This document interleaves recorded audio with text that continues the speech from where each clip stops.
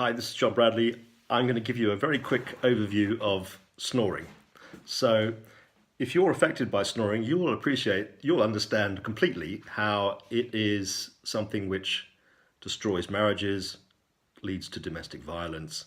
It's a big deal. It's no joke. When you raise the subject of snoring around people at work or at dinner or something, people invariably start laughing, but it's not a laughing matter at all. It really is a serious matter, so it requires a serious answer. So I'll just run through some of the things that are known to be effective for the treatment of snoring. The first one, which I have had lots of experience with, is mandibular advancement splints. So these are mouthpieces that you wear. They push the jaw forward. This is the mandible. Push the mandible forward. It looks very attractive, by the way. I'm joking. But it's very effective at opening up the upper airway. Basically, you're mechanically creating more space to breathe through. And so that makes the air flow more gently.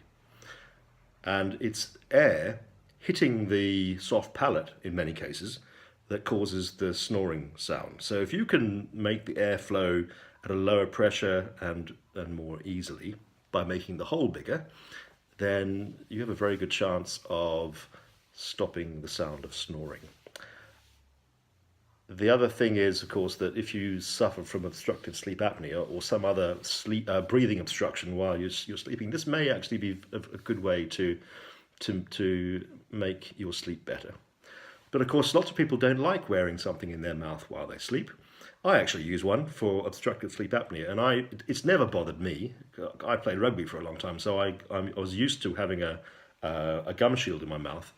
But I know that lots of people don't like having a mouthpiece. So what are the alternatives? So one of the most common alternatives is a thing called continuous positive air pressure, which we call CPAP.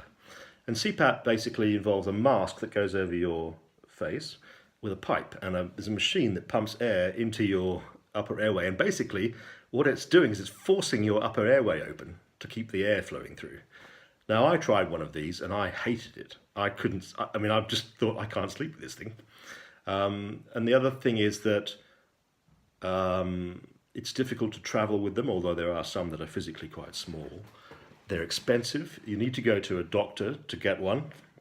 He won't be able to give you one immediately, but he'll give you a piece of paper to say that you're entitled to one, but you'll need to do a sleep test first. So there's a whole rigmarole involved in using CPAP machines. And the other thing which is interesting is that they're not all that quiet for the person who sleeps in the same room as you, because there's the sound of air being pumped. But they can be extremely effective, and for some people a complete lifesaver. So then there's a whole raft of surgery options, which my surgeon friends will tell you are the best ways to deal with snoring. But I'm skeptical about this because, first of all, the pain involved. Having your tonsils removed, or your uvula, this dangly bit at the back of your throat. No, thank you. And the reports of these procedures not being all that efficacious. So you go through all this pain and it doesn't make any difference. Then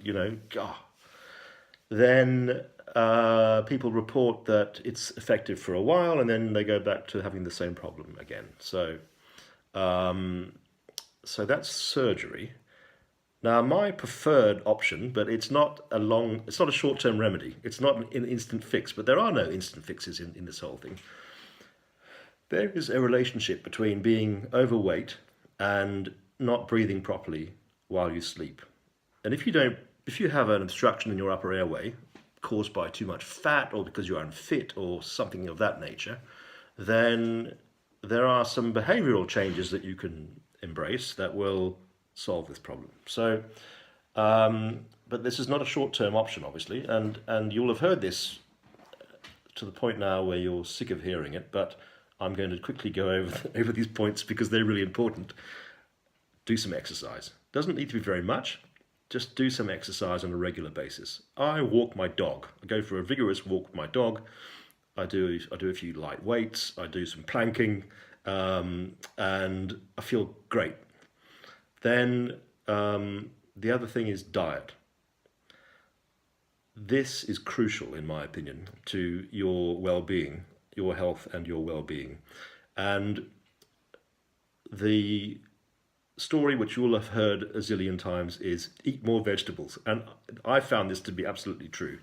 I'm not a vegan, I'm not a vegetarian, but I have friends who are vegans and vegetarians, and they are fantastically healthy. But I have noticed that as I have embraced eating more vegetables, it's benefited me hugely. And in my opinion, it's got a lot to do with the vitamins and minerals that are in these vegetables that allow my body to heal itself. And then, of course, there's the whole argument about roughage and fluids going into you. So vegetables are good. So exercise and diet. If you can bring your weight down and you can improve the tone of your muscles around your upper airway, your problem of snoring may well either significantly be reduced or go away completely. And then apparently there's a relationship between smoking and snoring and alcohol. Now, the reason that alcohol is important in this situation is that when you drink alcohol, the muscles holding the upper airway open and the soft palate, keeping it taut, don't work so well because they're relaxed. So what happens is that your soft palate flaps in the wind as you breathe, and it creates a loud snoring noise. And also the upper airway partially closes off because the muscles are more relaxed. So you have the same volume of air going in and out of your lungs, but through a much smaller hole, which means it goes through at a higher pressure, hits the soft palate in the roof of your mouth, and makes snoring noise. The solution is not to drink so much. And as a person who enjoys having a glass of wine, I understand completely how this change in lifestyle can be quite difficult for many people. But the benefits are there for sure.